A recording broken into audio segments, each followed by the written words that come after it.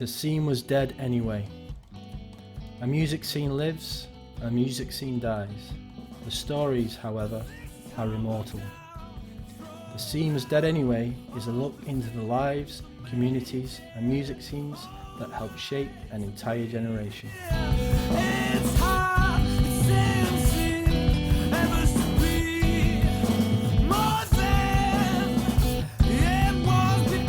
Hello and welcome to The Scene Was Dead Anyway. I'm your host, Rik Wolland. This is episode number 12, and today I'm joined by Ian Martin. He runs a record label called Call and Response. He's based in Japan. In his own words, stupid fucking childish noise since 2005, comprising new music releases, live events and DJ parties. Call and Response Records is a Tokyo-based label specialising in post-punk, new wave and indie music from the Japanese underground music scene. The label started in 2005 and has released a number of albums and EPs, compilation albums and smaller DIY projects. We organise the regular Call and Response Indie Disco and annual Koenji Pop Festival events in and around the Tokyo suburb of Koenji, as well as various other events in Tokyo and around Japan. Call and Response is also associated with the Japanese music blog Clear and Refreshing, which features reviews and articles on a broader range of Japanese pop, indie and underground music. You can also keep up with Call and Response on Facebook. That's facebook.com/Call and Response Tokyo, all one word. And Twitter, twitter.com CAR Records. That's twitter.com/CAR Records. Ian is also a mutual friend of Dave McMahon and Ryotaro Aoki, who's two of my previous guests, so they're all kind of part of the same underground scene in Tokyo.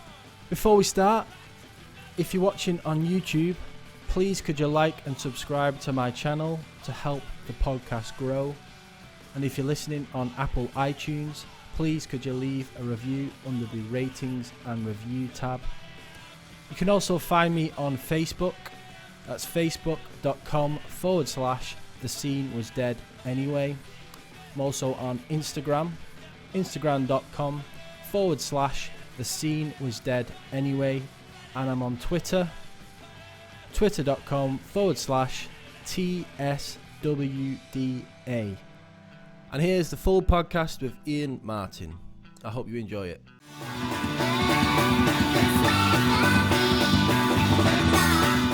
Welcome to the show, Ian Martin of Call and Response Records. How's it going? Not bad, as things are in this kind of weird situation. I'm doing okay. For people who don't know you and your label, would you mind just giving us a little intro and tell us a bit about yourself and your label? Sure. Well, I live in Tokyo. I've been here for quite a long time now. Coming up to, it'll be 20 years this year, I think. Wow. And yeah, I mean, I write about music, occasionally. And I wrote a book about the music scene in Japan. It came out a few years ago and still sort of struggling to kind of follow it up with anything, sort of second album syndrome. Yeah. And I run Call and Response Records, which is a small indie label based here in Tokyo, sort of dealing mostly with like bands that I've found in the underground scene here, and some of the cool music that I find around me. Right, but obviously you're actually originally from the UK. Yeah. From Bristol, is that right? Yeah. So if you wouldn't mind just going back to talk a little bit about what kind of music you were listening to early on, growing up, and who were your kind of inspirations? And I mean, when I was growing up, I mean, it was for a long time it was just my parents' records, just like Fleetwood Mac, Dire Straits, Paul Simon, that kind of stuff. And then these sort of weird, slightly frightening kind of, for me as a kid, folk revival stuff like kind of Steel Eye Span or like Gordon Giltrap, Davy Graham, like my dad had a lot of John Fay records, and so those things when I was a child sort of really intrigued me. They were sort of intriguing and frightening, and didn't really sort of think about them at the time, but maybe that's something that's ended up having a bigger effect on me than I really thought. But like the first music I really got into, I mean, I was sort of a teenager around the time of like the Britpop generation, so that was like the first new music that I discovered for myself, or that I was aware of, you know. So what kind of Britpop bands did you like at the time? Like, I mean, I was on the Blur side of the Blur Oasis thing that we had to choose at the time. I mean, from that period, it's like I suppose the stuff that stuck with me most from it, because I don't really listen to that kind of stuff very much now, but Pulp and for some reason Lush really ended up kind of sticking with me for a long time. I know of Pulp, I've not heard of Lush. Sort of, I mean, they came out of they were tied in with the shoegaze scene when it sort of first appeared, but then they made this one very kind of Britpoppy record, like their final one, that was, you know, I think nowadays people kind of tend to respect them for the shoegaze stuff and sort of pretend the Britpop record didn't happen, but I think it was a really good album as well. They were, both sides of them were good. I mean, growing up in Bristol is weird because there was like all that stuff blowing up in Bristol at the time, like you know, Portishead and Massive Attack were kind of getting huge, like at that same time. But I wasn't so aware of, like, to me that stuff was like, it was popular enough that it was like, that's music that you see on TV for me. Yeah. And I didn't really kind of relate that stuff to what was happening around me in Bristol so much at the time. I was just kind of not tuned into whatever kind of frequency that stuff was happening until it got sort of really famous. Yeah.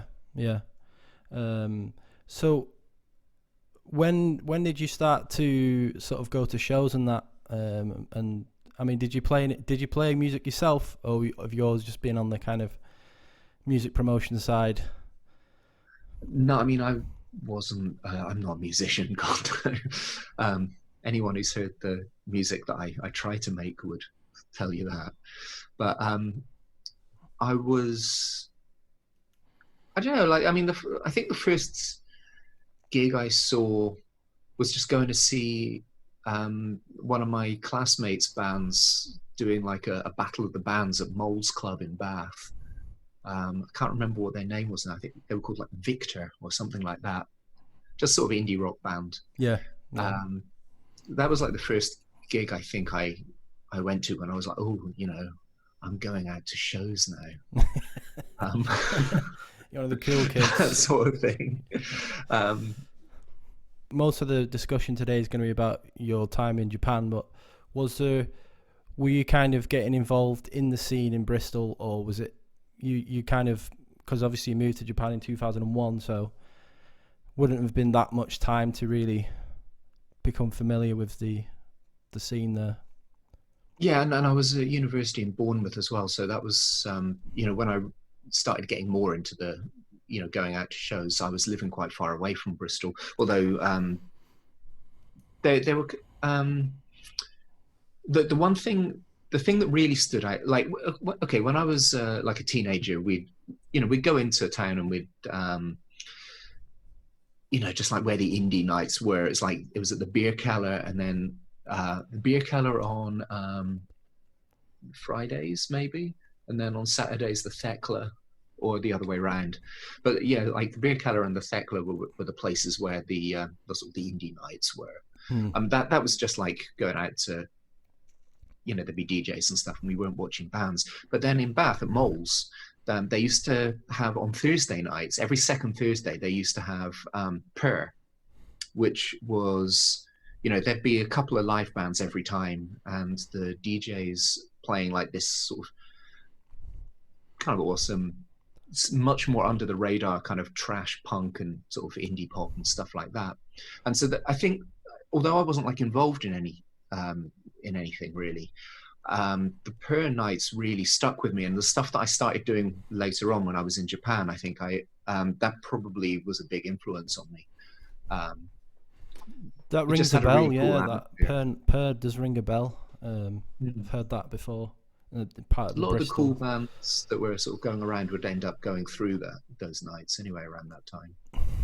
So that was when you sort of started to get into the more kind of, I suppose, underground alternative styles of music and genres. Was through those nights, like you said. Maybe, yeah. I mean, it's when I think it was probably a big influence on me, sort of trying to develop my own music taste instead of just like what was on Radio 1. Yeah. So you moved to Japan in 2001. Yeah. What was the reason for moving, or reasons for moving to Japan? Don't know. I just didn't know what I was. I didn't want to make a decision about my life, and I thought that like going to Japan for like a year or two was a way of, delaying having to make any sort of decisions about what I wanted to do with my life for, just a couple of years longer. I think that's the main reason that I came over here. So just to try something new. But I mean, you must have had some, obviously some interest in Japan before, because I was reading one of your other interviews talking about some like Cornelius and Shonen Knife, these bands that Japanese bands that inspired you. So I guess there was some. Yeah, like I would have known who they were before I went, but it wasn't really music that brought me over to Japan because, I studied film. That was my my background, and I had some interest in Japanese film at the time that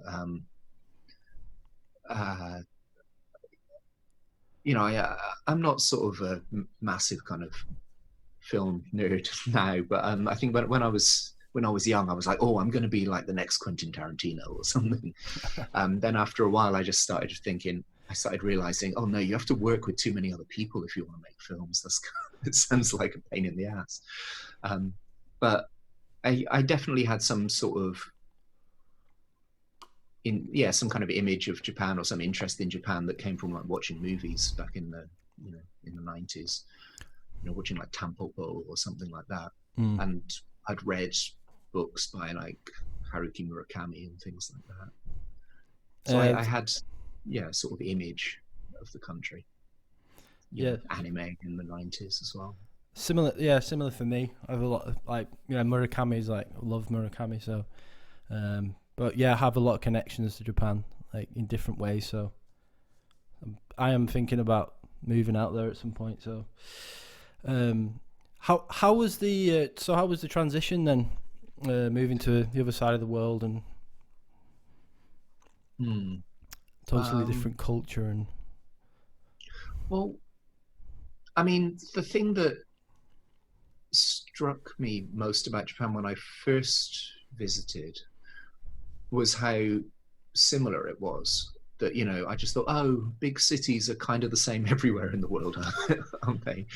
And so the differences kind of work on you a little bit, or they worked on me a little bit more subtly, just like walking around a supermarket feels a bit different, that kind of thing. But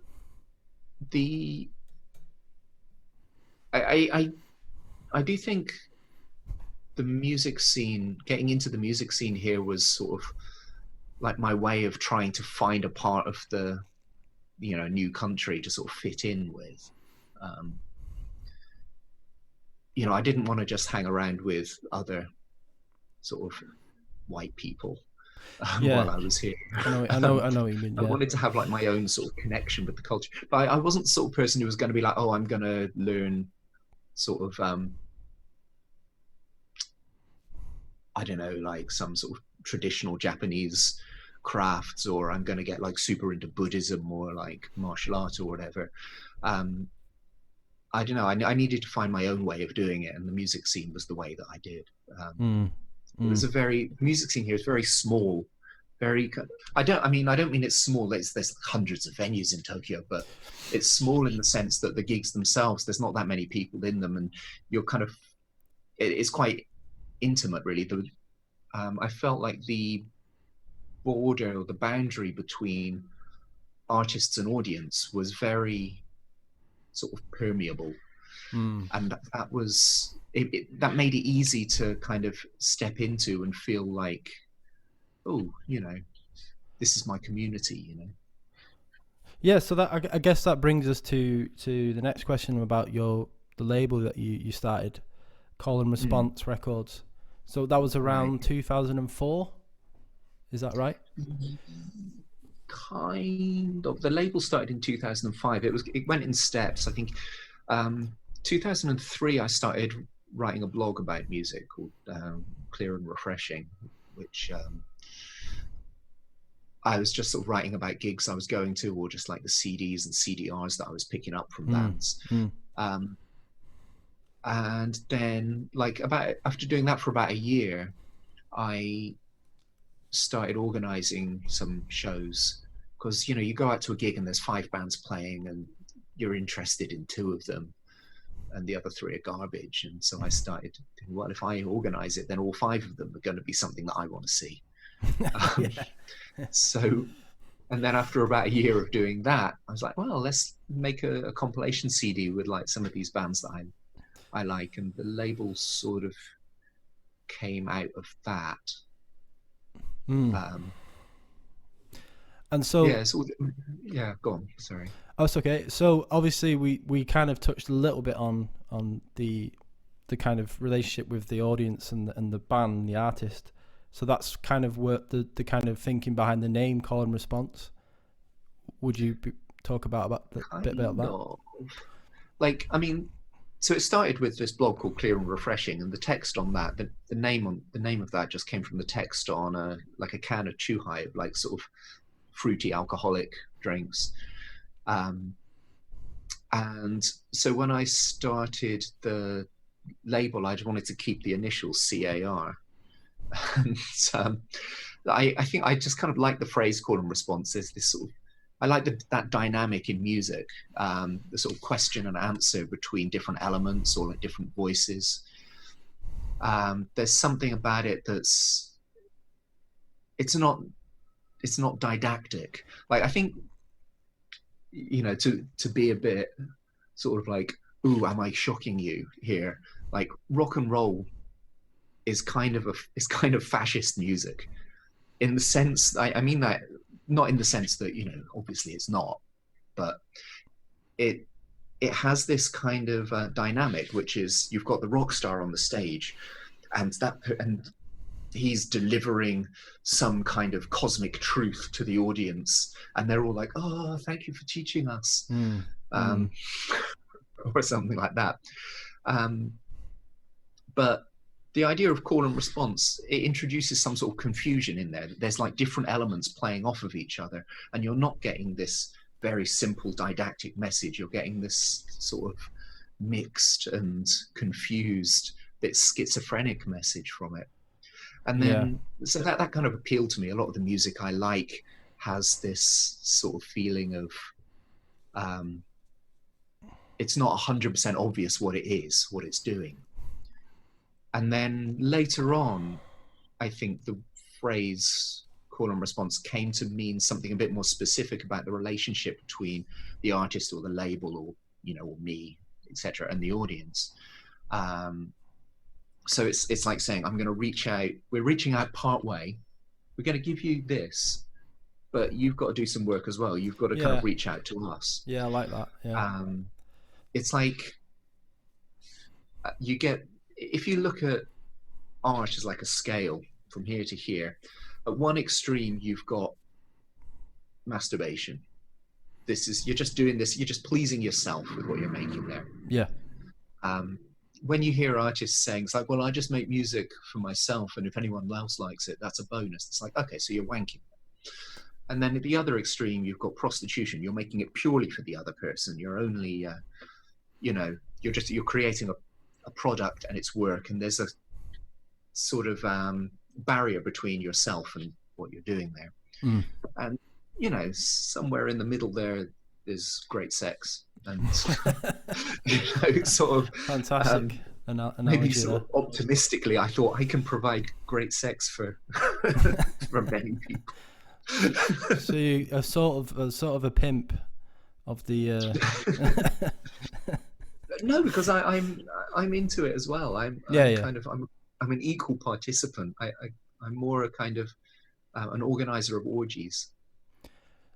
Would you say that? I guess like because I was listening to some of the artists you've got on your label, and like I feel like some of the music is you do have to give it time. It is like a grower, and I think that is that the work that you mean, that it's not just this kind of mainstream commoditized, easily consumable style of music like most stuff is on the radio, and that you've got to really work to really understand what it is, like some of the more kind of avant-garde kind of music.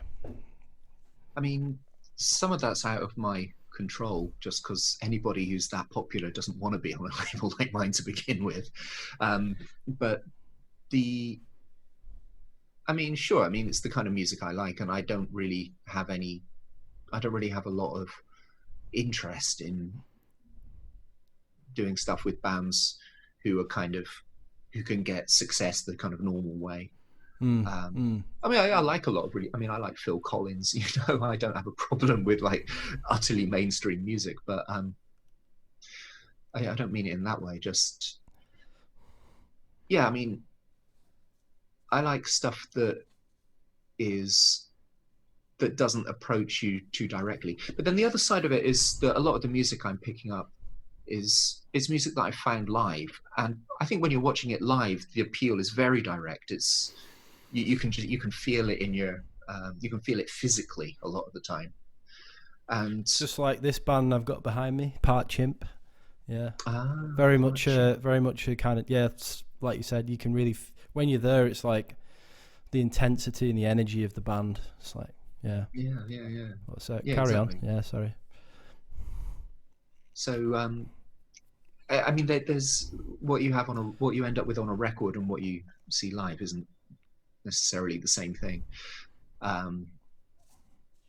But generally, you're right. I think I like stuff that makes you work, but I don't like stuff that's just sort of difficult for the sake of it. I want people to. I want the artists to. I like being able to kind of find your way into something, and then realizing like, they're doing this. Oh, that's actually really sort of appealing, and to find the pop song hidden inside or something. It kind of makes me think about Trout Mass Replica, Captain Beefheart. It's like it's not something I would stick on if I was just want to something kind of easy to listen to. But I appreciate the influence that album had on a lot of bands, and a lot of that time period.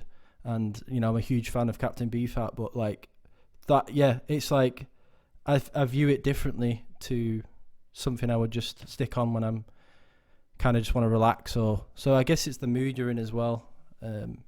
When you're listening to I don't know what mood you have to be in to listen to a lot of the stuff that I've released, but this is why something like Spotify, I hate it. It's a stupid thing. It's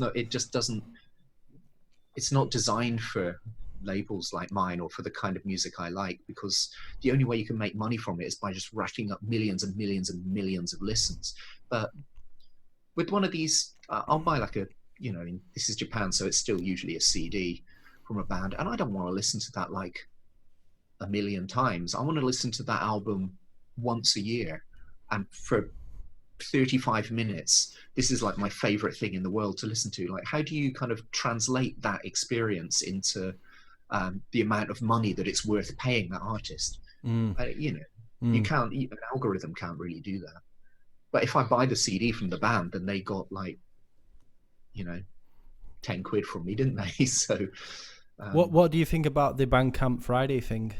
That kind of once a month, is it one Friday every month they they Yeah, I waive the mean, I think fees. it's great of them to do that. I don't think we should get too sentimental about Bandcamp either, because they're a monopoly in a way as well. Like they're this, you know, basically, if you're selling indie music in the world now, Bandcamp is like the only place where everyone's going through. And I think that they've set it up. I like the way they're set up, and the way that they've set it up is sort of sensitive to the existing dynamics that music has with its fans, and it's sort of sensitive to the community aspect of it, that you can look at, you can spy on other people who've been buying stuff that you like and see what else they like, that kind of thing. But I still view it with a little bit of caution, but I think it's great that they've done that, the Bandcamp Fridays thing. Like, I don't go out to gigs at all really these days. You can still go out to gigs in Tokyo, but probably should avoid it really. But I'm not seeing music at all. I've got loads more money now than I used to have, because I'm not sort of pissing it away going out to 3 gigs a week. But every once a month I just say, all right, I'm going to spend like 150 quid on stuff, on buying as much stuff as I can on Bandcamp, and I found all kinds of amazing things on there. Got back way more in touch with music that's happening outside Japan that way. I was wondering if you would just give us like a kind of short rundown of the different areas of Tokyo, like, and the kind of key music venues.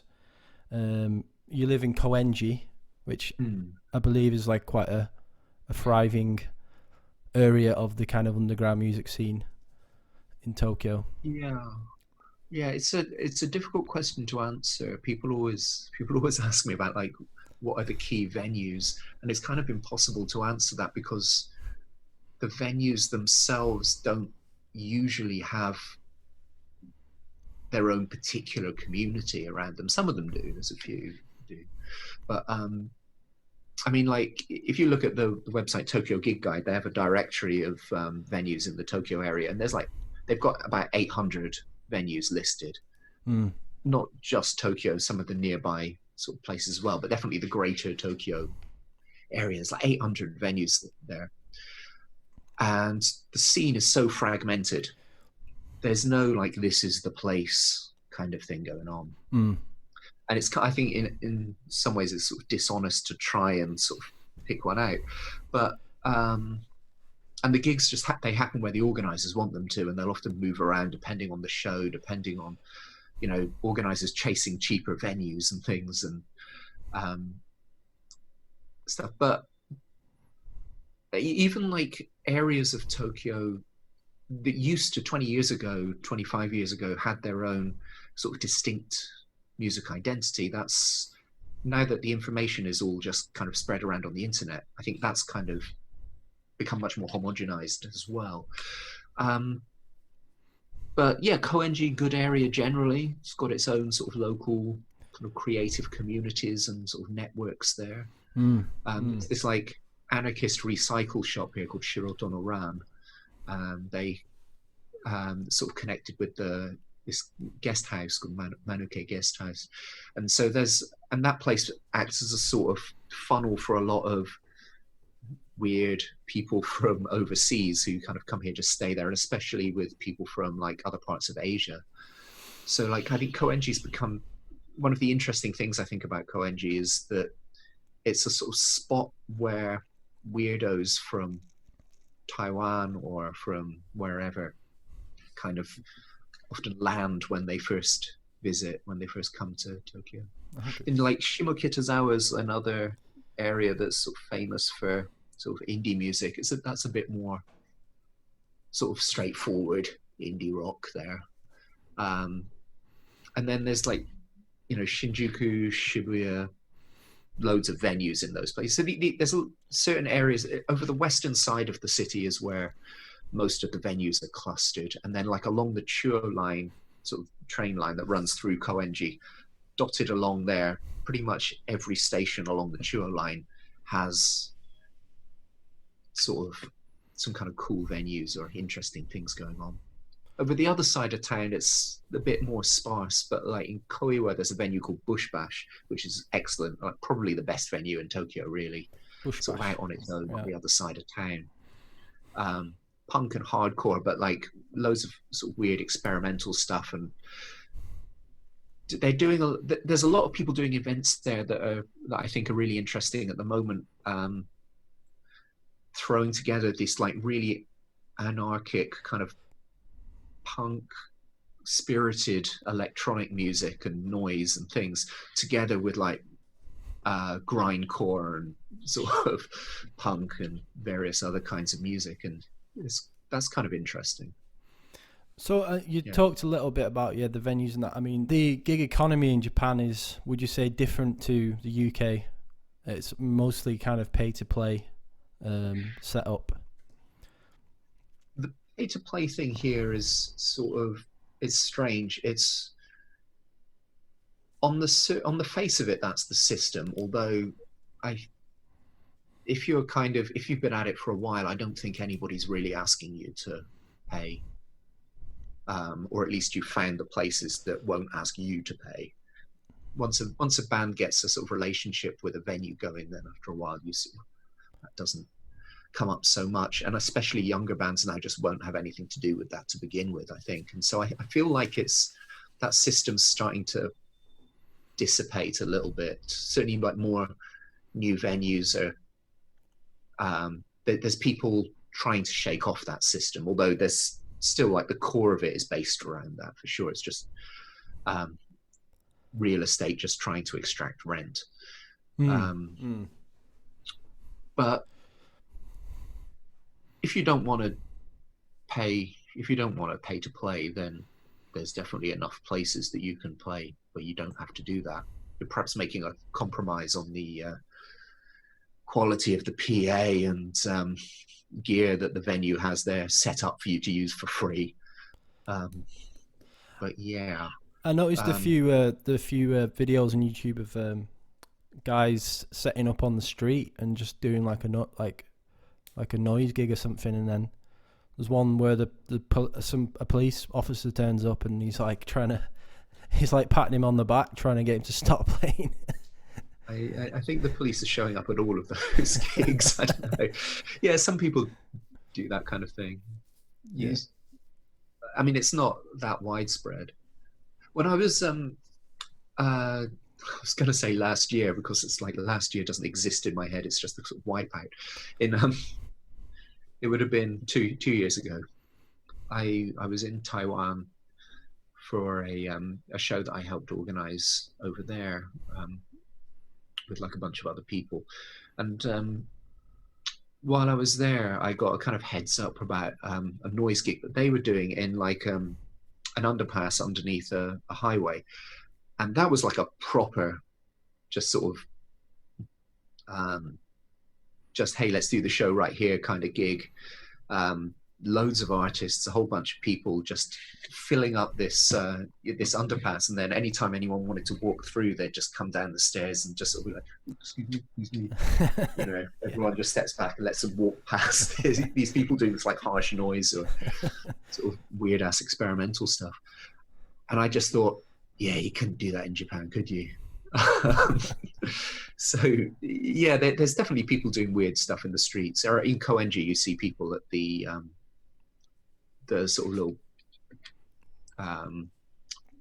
piazza on the north side or the south side sometimes, or like underneath the railway tracks.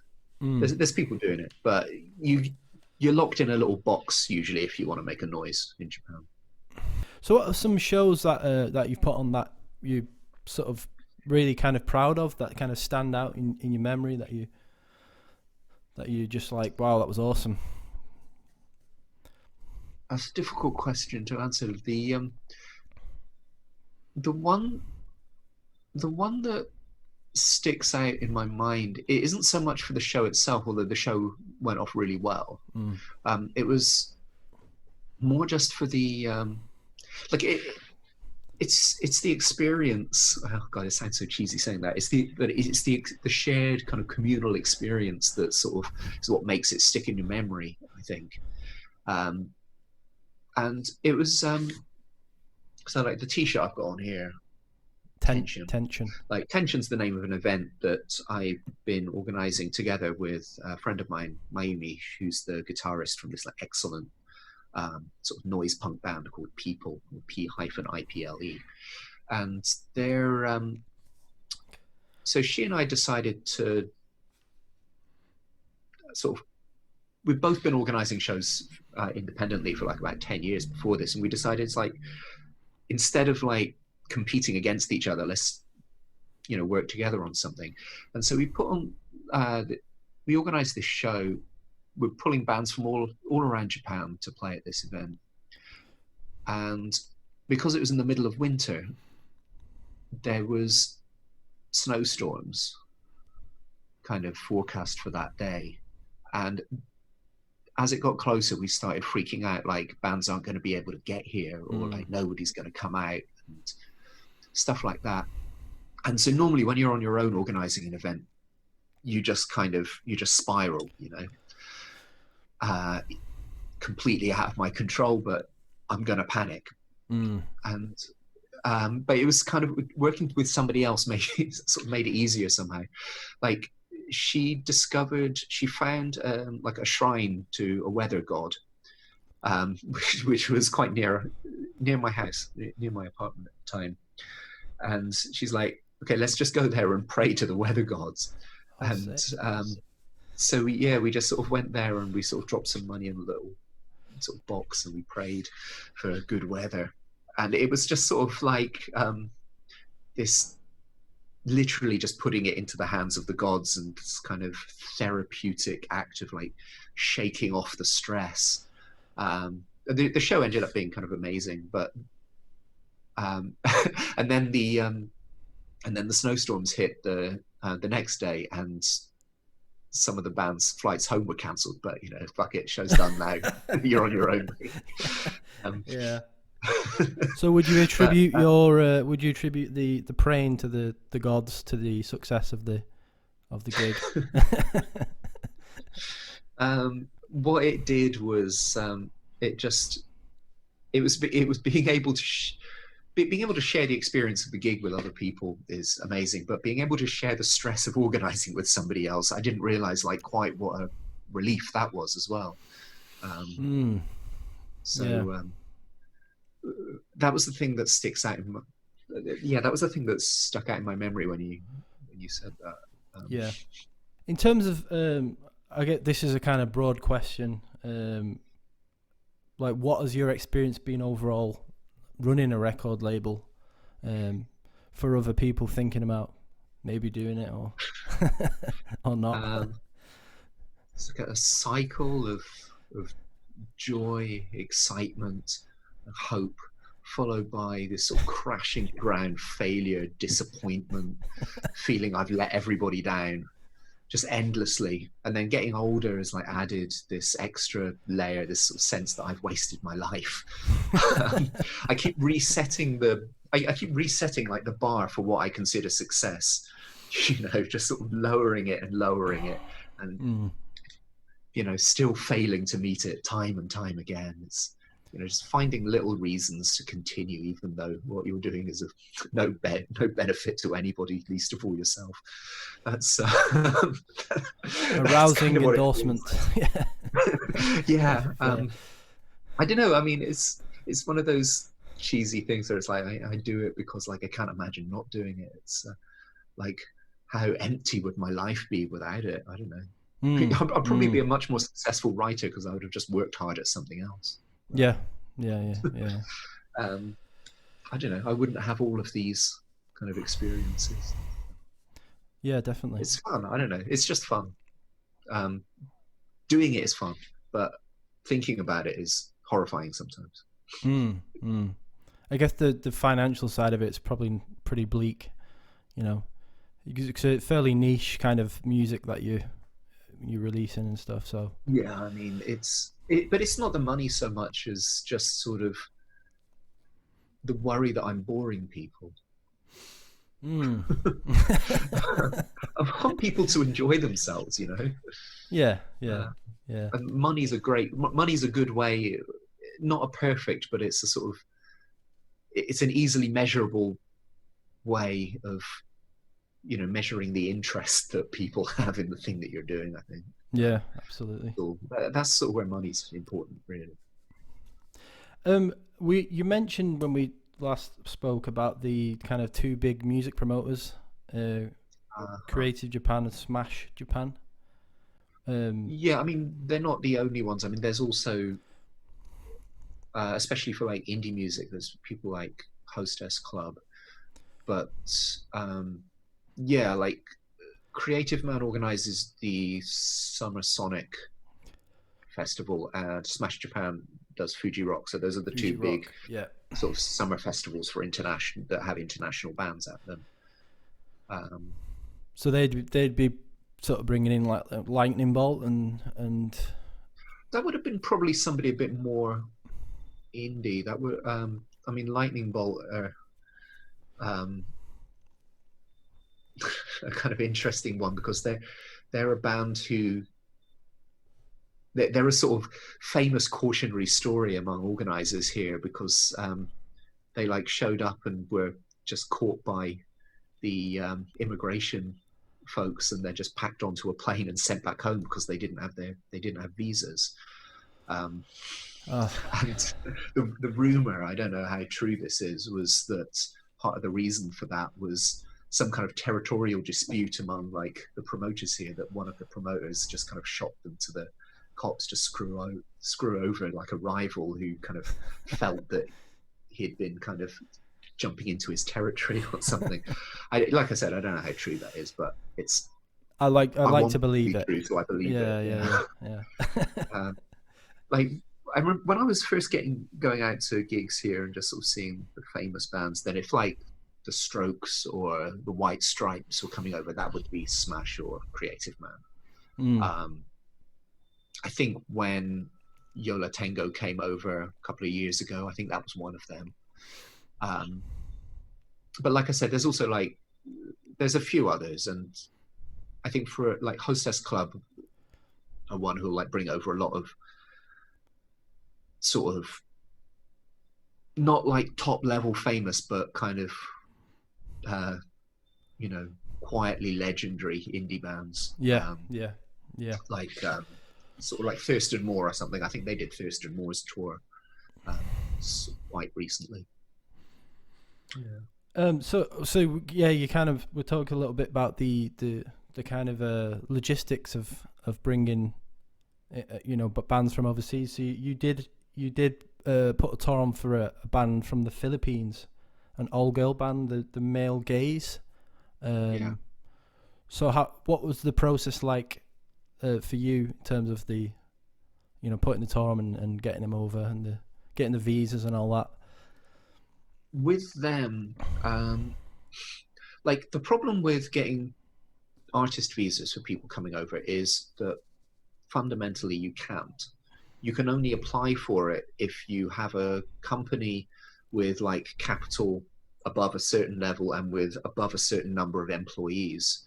And so if you're an indie promoter like me who wants to go through and just get all the proper visa stuff set out, you have to go through another label or promoter and pay them a fee to act as the intermediary to sort of get all of the paperwork sorted out.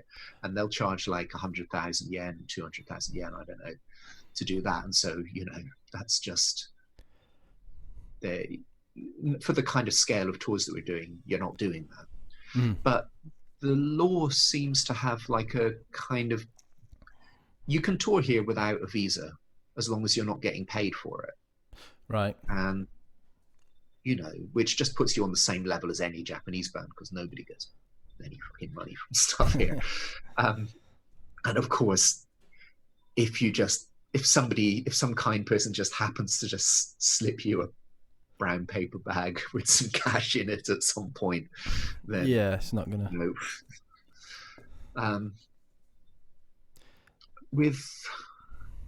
I don't want to kind of With the male gaze, yeah, we're just like, well, all right, we're just not going to pay you for it.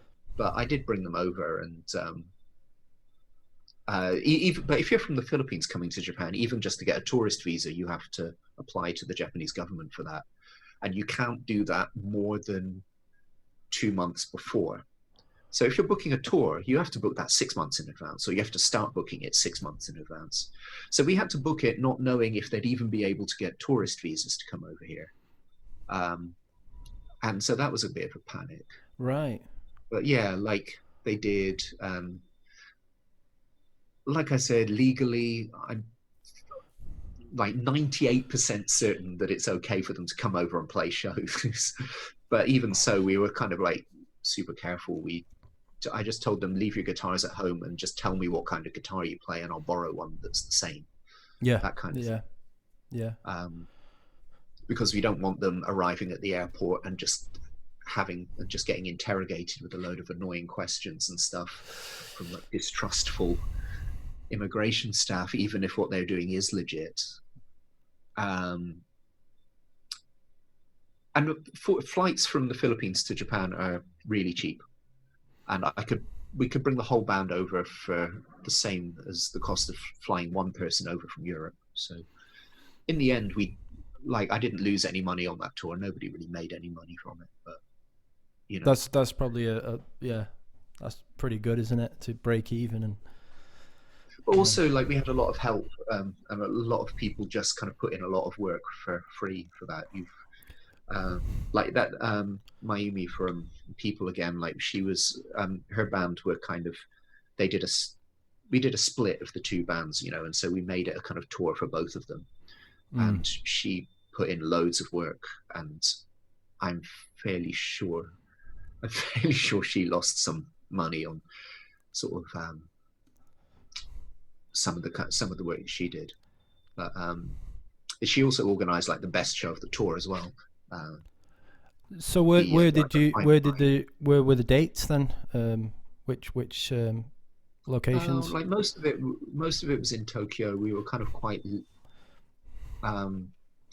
careful about how far we went out, but we went out to like Matsumoto in like Nagano Prefecture, and then we did a show in Hamamatsu, which is a kind of smallish city in Shizuoka Prefecture. They're not like the big cities or anything, but I just booked those two shows because both those towns have very cool record stores in them. Oh, okay. And I just thought, okay, let's like do a show near a place where somebody might buy it. It doesn't hurt to make a good relationship with the stores that you're going to keep harassing every time you put something out. I didn't include this question, but I wanted to for people kind of wanting to check out Call and Response, who are your kind of, I don't want to say flagship bands, but what kind of bands should they check out off the top of your head? I mean, it depends what you're into. I mean, if you're just getting into it, then, or if you're just looking to dip your toes in, then there's last year, just before coronavirus ruined everything, we celebrated our 50th release. The plan is like do 100 and then quit, and so this is like halfway. And so I made a zine with some articles and sort of that I wrote or that other people connected to the label wrote, and they're called Call and Responses Half Dead. And there was a double CD compilation with that, and that's probably the best place to start. The first disc is just favorite songs from Call and Response artists as chosen by other Call and Response artists. So I didn't pick the tracks for that. I got people on the label to choose their favorite songs by other people on the label. And then the second disc was sort of unreleased or rare or kind of those kinds of things. So, you know, I have that. And that's listed on your Bandcamp to buy? The first disc, you can buy the first disc on Bandcamp.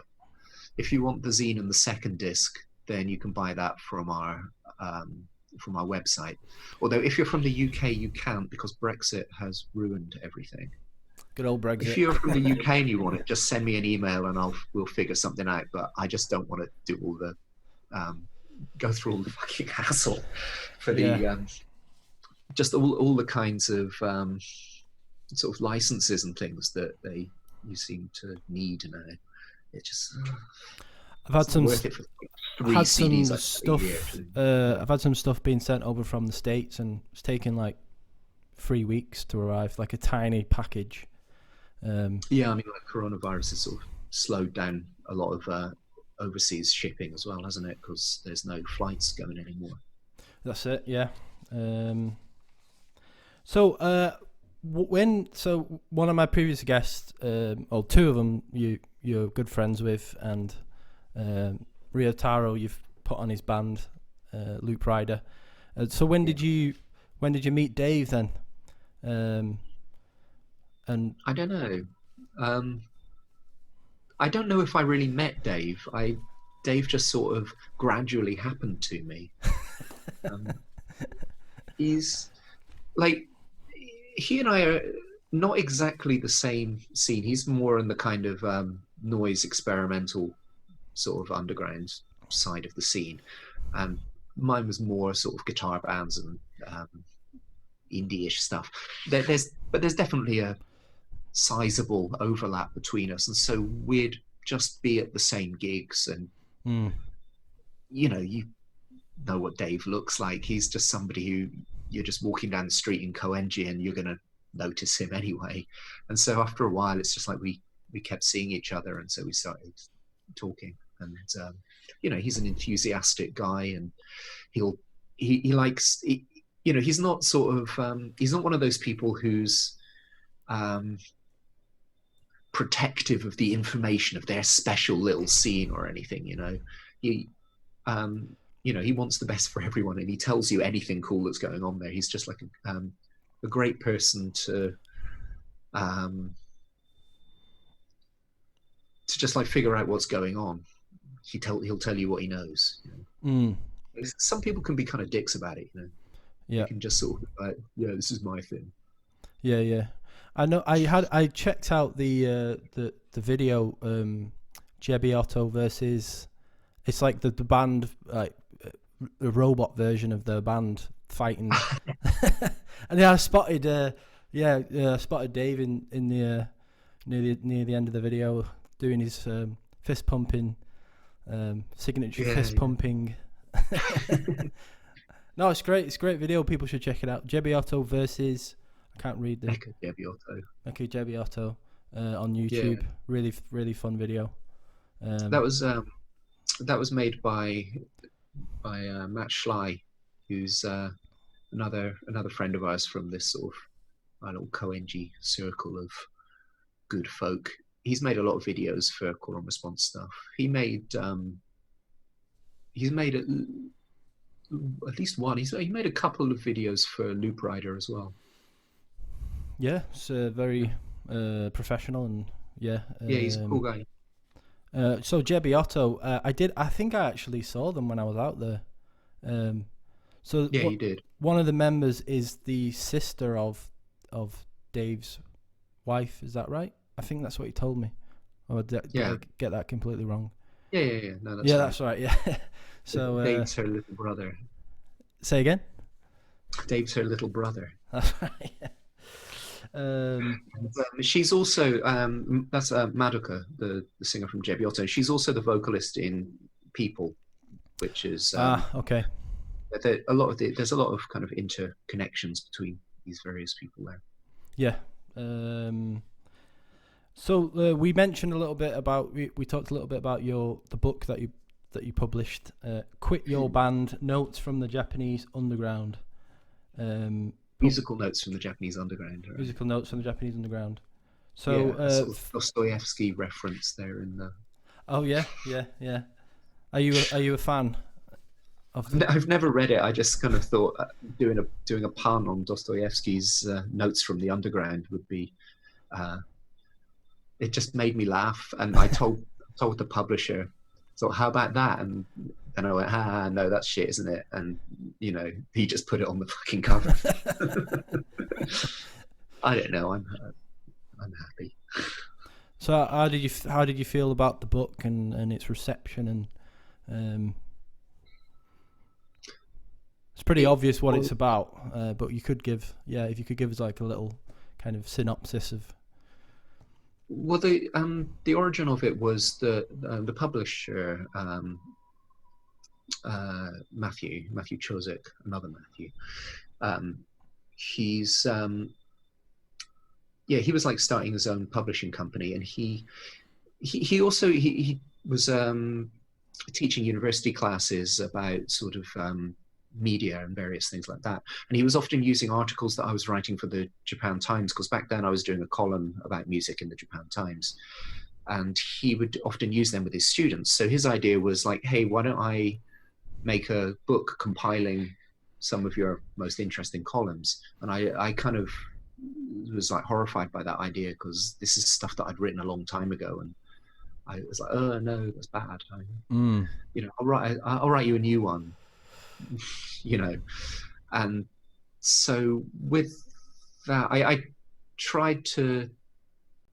I mean, I didn't really like the idea of a just sort of disconnected series of essays on different topics. I wanted to sort of unify it a little bit. So I kind of tried to put it in a bit more context, by sort of my, something personal, my introduction to the music scene here in Japan, and then zoom back and give a little bit more kind of historical context about the sort of history of music in Japan, and then get into essays on different topics, and try and kind of link them together in some more ways. So that was the idea there. But the whole time I was writing it, it had already been kind of lined up for a Japanese translation as well. So I was sort of aware that I'm writing for two audiences, like for people from outside Japan who don't know anything about the music scene here and just want an introduction, and people who have their own kind of understanding of the music scene here. Like the people around me in the music scene whose world it is that I'm writing about and describing. What surprised me was that when the Japanese edition came out, it ended up coming out from the publisher. It was a bigger publisher than I was expecting. And they marketed it much more widely than I was expecting. And it ended up reaching an audience that I wasn't expecting. And so it was kind of interesting seeing the reaction to the English one was, I think, pretty much positive. Most people, like one of Matthew's students came onto my blog and just wrote, I hated this so much. This like made me cry and hate my life and work, and this is awful. So I have to write a fucking essay about this shit book. How dare you write it? But like that was the only negative comment I've had about the book in English. But the Japanese edition, if you look on Amazon JP, the reviews are kind of evenly split between people who've given it 5 stars and people who've given it like 0. Like people loved it or really hated it. And I think part of that is that there's this whole kind of bunch of people who are interested in, just Japanese rock music fans. And I just wasn't writing for them, I do a kind of broad strokes sort of introduction to Japanese music history and things, which I, took a few sort of liberties for the sake of just making it all fit into a small space and kind of making it flow in a sort of logical sounding way. And then the essays, which are really about drawn using examples from my experience of really underground music that nobody knows or cares about. And, people were just like, he's just writing about this stuff that doesn't matter. Like, I was sort of ignoring huge sort of reams of stuff that from the past 20 years that they thought was important. Okay. Yeah. I wasn't trying to do that. I was just trying to describe the world or the environment that musicians or the kind of people in the music scene live in, and just using the examples close to me to sort of depict that. But of course, like, you pick it up just like, oh, I wonder what the foreigner thinks of our country's music, and it turns out, oh, I don't have any opinion about the kind of garbage you listen to. So, but then a lot of people in the music scene, the people who, a lot of, people who are actually kind of active in the music scene, some of them read it and they were just like, oh my God, I feel seen. Finally, somebody's kind of, that's nice. Put this on the page and it feels real, and I got some really warm words from them. It was, that I found, very moved. And where is it currently available for purchase? Who knows? I don't know. Yeah, Amazon. Quit Your Band. Yeah, I mean, it's available on the book websites and things and stuff. I'm not sure, honestly. But it's on. I think it's on that awful thing that Amazon does. That's kind of like Spotify, but for books. Like a Kindle, like a Amazon Kindle thing or something. Yeah, I think it can be on that as well. I'm not sure. Yeah. So what you can do is just sign up for the free trial of that and read it, and then you just cancel the. Yeah, you get like a month free, don't you? Yeah. There you go. So more current times. Global pandemic has happened. How have you been coping? And you put some virtual gigs on and stuff as well. Yeah, a few. I'm trying to figure out where to go with that next, because the vaccination thing in Japan's just, I think they only started with medical personnel a couple of days ago, and we're not going to get it in for months till next year. I don't know. So yeah, like I think the thing with streaming shows was it. What kind of disappointed me about that was, I was talking to a friend of mine from Berlin yesterday, actually, and he's sort of involved in a venue there, and he was saying to me, hey, so the streaming stuff in Japan, like, I don't get it. Like, the streams are all like, you have to buy tickets. And I was like, yeah. And he's like, no, why would, who's buying those? Like, if you did that in Berlin, nobody's gonna take you seriously. Like, it has to be just free or like with some donation sort of thing going on. And I was thinking, yeah, like this was a great opportunity for Japanese indie music to kind of open itself up to access from like all over the world. And some really positive things came out of it. Like, bands started taking the internet a bit more seriously. There's a lot of stuff going up on Bandcamp now that wasn't before, although a lot of people as well, or a lot of kinds of bands and labels as well, seem to be doing this, for me, I find kind of disappointing. They're skipping Bandcamp and going straight to stuff like Spotify, which to me just seems like the worst of both worlds. But with streaming shows, there was a kind of rush to just recreate the same sort of insular black box world where only like the band's 2 or 3 mates are kind of going in there to see them. And this would have maybe been an opportunity to sort of, but I don't know, like, I think another problem is that, like, in Berlin, pay what you want, donation style is just embedded in the way that music culture there works. Like, venues don't charge you, like, for most shows. But there's a guy on the door and he just kind of looks at you witheringly if you don't drop like sort of 2 or 4 euros in a little box. Okay. There's a guilt gate. And so the idea that you donate, that you just drop a little bit where you can, is just natural there. In Japan, there's not really any culture of that. For like a couple of years before the pandemic, I was doing free shows on Monday nights, and we'd just have a big jar at the bar, and it's like, just drop some money in, you know. And the venue were great about it. It was their idea, and they just gave all the money to the bands. So even if there wasn't that much money, anyone who played went away with a bit of money, which is sort of unusual. But yeah, there's not really a lot of culture of doing that, and audiences don't naturally really do that. All the shows I did were free, but please give us a donation. And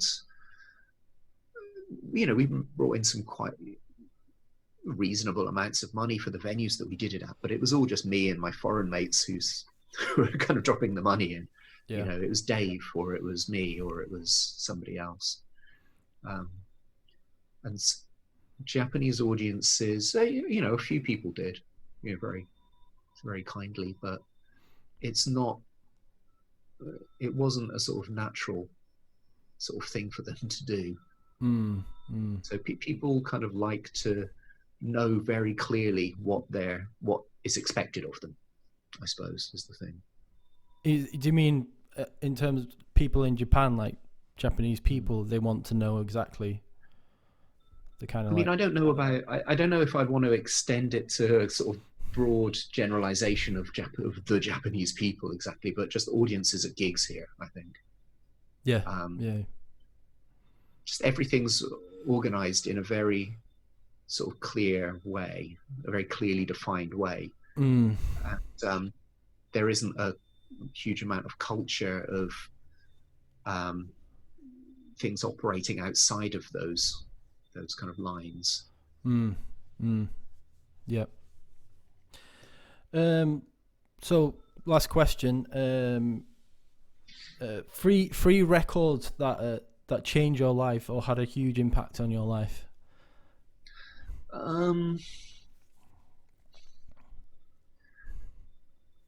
I don't know, picking just three is a difficult one. Okay, so like one really important record for me would be Chairs Missing by Wire.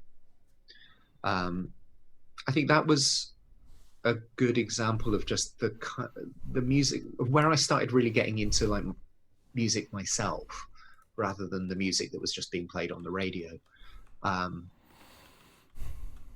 Obviously, you know, came up in the Britpop era, and like Elastica were just ripping off all of these songs to begin with, and I think that's probably where I first heard of them from. But that album, just Chairs Missing, just blew me away. When I was going to the Per nights at Moles, I just used to the DJ there, Julia Lax. She's this really cool girl that they had who was the main DJ there when I was going, and I just used to harass her to play Wire all the fucking time. Sure, she must have hated me. So anyway, that's one. Call and Response put out a Wire tribute album a long time ago. Got like 21 bands, and we covered Pink Flag just track by track. I will check them out, because I'm sorry to say I've never heard of them. It might be excellent band. Slip through the cracks, but yeah. And then second one, I'm gonna say Alien Lanes by Guided by Voices. I've heard of them. Yeah. Sort of like there's just I love there's like 28 tracks or something on sort of 40 minutes. There's so much like sort of chaos and like anarchy going on inside the music of this album and on B1000, the one before it. There's like all of these like fragments of unfinished songs that are just sort of in there in these like really kind of rough forms where like the amp will just cut out halfway through the song and then cut back in again, and they're like, don't worry, that's fine. And you know, the songs are like so in a way they're really tightly refined. There's just like the hook and there's the melody, and it's it doesn't go through the motions of kind of structuring it properly. It just gets the cool bits that work and it just hits those parts. But there's something really loose about it as well. Just the whole lo-fi aspect of it. And Robert Pollard's lyrics are just, he's one of my favorite lyricists. He has this amazing sort of way of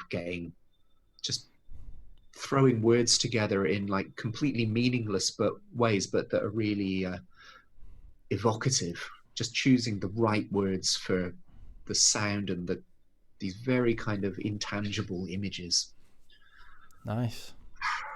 Third one, I want to pick a Japanese one because of the situation. Yeah. But I don't want to pick one of my own labels releases because that's lame.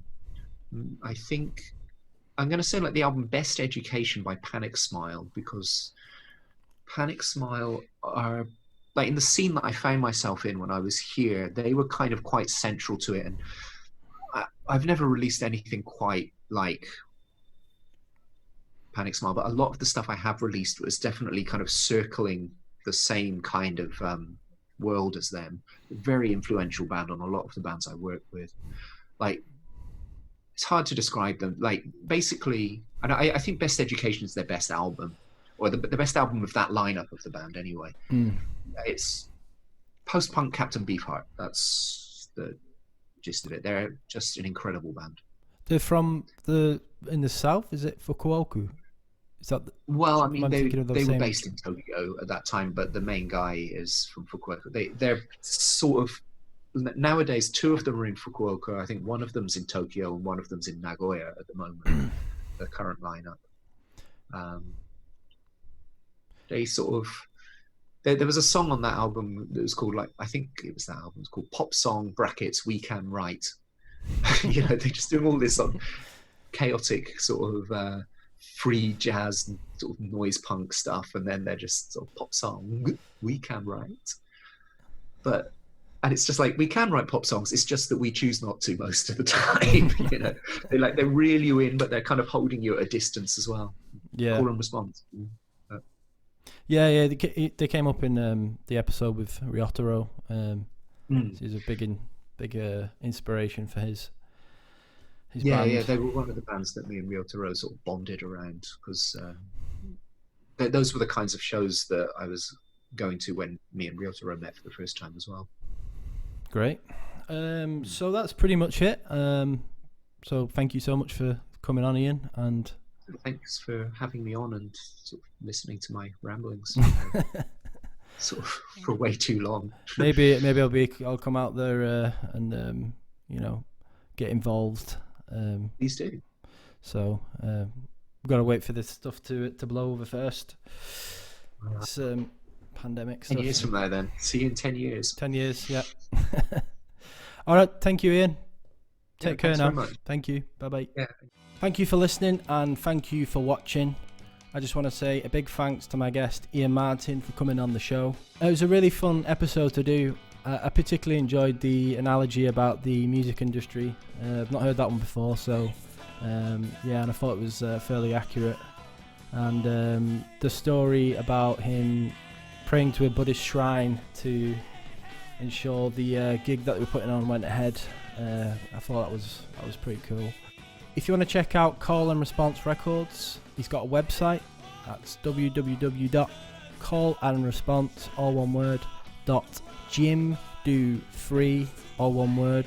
That's JIMDOFREE.com.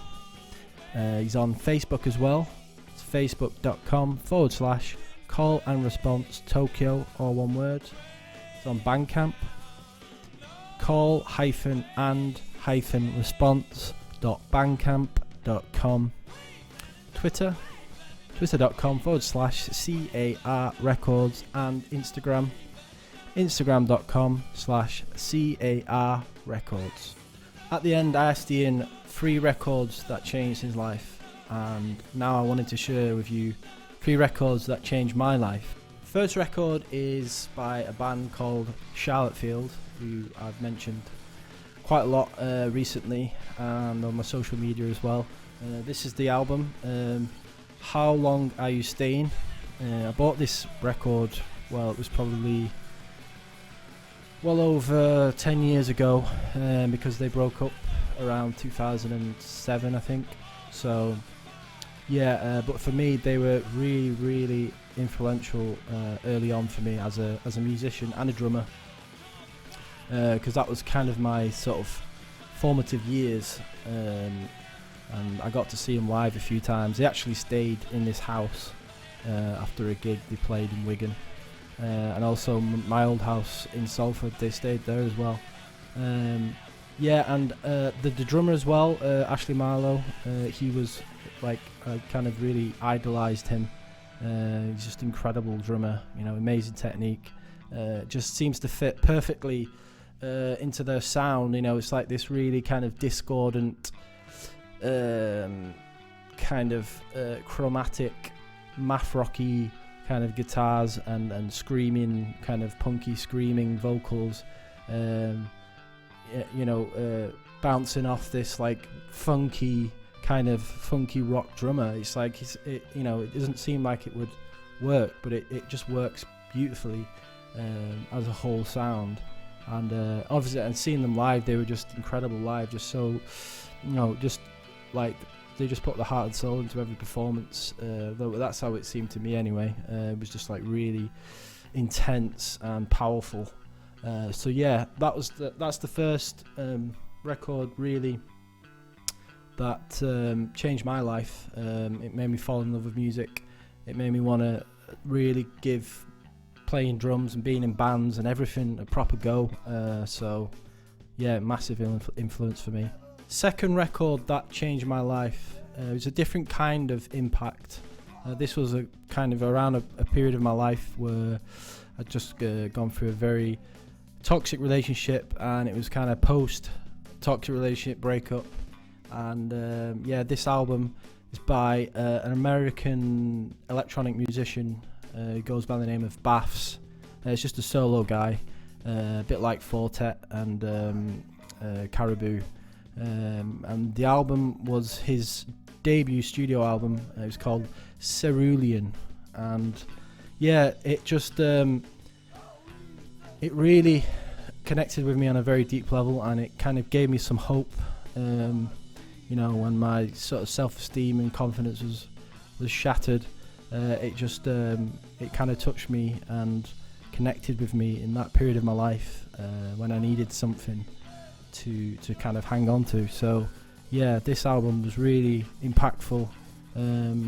I guess, I don't know, I wouldn't say like it didn't change my life, it just had a lot of meaning, and it you know, it was very important to me during a very difficult period in my life. Yeah, so that's yeah, it's called Cerulean by Baths. Third record that changed my life is by a Canadian electronic musician, goes by the name of Tim Hecker. This was also a debut studio album. It was released in 2001. The album was called Haunt Me. If you're not familiar with Tim Hecker, I'd say his sound is kind of like ambient soundscapes, almost kind of bordering on the kind of film score side. But for me, yeah, this album more recently had a big impact on my life. I've struggled for a long time with depression and anxiety, and you know, I've been on the brink a few times, and I think over the summer last year, 2020, obviously with lockdown as well, I spent a lot of time just walking around nature and stuff, like my local park and stuff, and listening to this album, and it just felt, it kind of feels like you know, you're kind of alone, but the music is kind of your companion through that darkness. That's how it feels to me when I'm listening to it. You know, I feel like I'm kind of connecting, which is something, is kind of like the biggest kind of thing that you don't have when you're in a depression, is you feel disconnected from everything and everyone. So listen to this music, walking through nature, this record, I felt I was connecting, which, you know, is only a good thing when you're going through something like that. So I'd say another kind of album that I wouldn't say changed my life, but has been really important and really helpful. I guess kind of like therapeutic. It's helped me with my struggles with depression. So yeah, that's my third record. If you're watching on YouTube, please could you like and subscribe to my channel to help the podcast grow. And if you're listening on Apple iTunes, please could you leave a review under the ratings and review tab. You can also find me on Facebook. That's facebook.com/The Scene Was Dead Anyway. I'm also on Instagram, instagram.com/The Scene Was Dead Anyway. And I'm on Twitter, twitter.com/TSWDA. Next up on the show, Don Mclean of Fortissimo Records and his band Action Beat. You might have heard Don's name come up in one of my previous episodes with Emma from Fat Out.